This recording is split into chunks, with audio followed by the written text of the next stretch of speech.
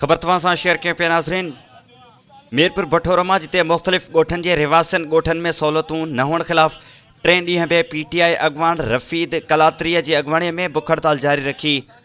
मीरपुर भठोरो जे main bus stop ते मोहम्मद हाशिम कलात्री, कादिर बख्श ज़ौर, अशरफ जतोई, परवेज़ शाह ऐं ॿियनि मीडिया सां ॻाल्हाईंदे चयो त खोरवा रोड खां मुख़्तलिफ़ ॻोठनि हमज़ो मला, अब्दुल्ला मला, गाज़ी चांग, नूर मोहम्मद कलात्री, हाजी अल्लाह ॾितो आराई, नबन जमालिया समेत केतिरनि ई ॻोठनि समेत गुज़िरियल 20 सालनि खां बुनियादी सहूलियतुनि खां महरूम बढ़ियल आहिनि।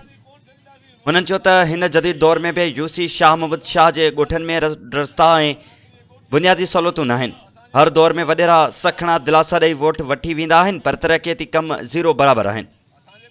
ॻोठाणनि वधीक चयो त ॻोठनि में रोड ऐं ॿियूं सहूलियतूं न हुअण करे असीं वॾी तकलीफ़ुनि खे मुंहुं ॾियण ते मजबूर आहियूं। 3 ॾींहनि खां शहर जे मेन बस स्टॉप ते बुख हड़ताल कैंप क़ाइमु कई वई आहे, पर चूंडियल नुमाइंदनि समेत हिननि वटि केर बि न आयो। हुननि चयो त असांजी तेसीं ताईं बुख हड़ताल जारी रहंदी जेसीं ताईं संदन ॻोठनि जा मसइला हल न कया वेंदा।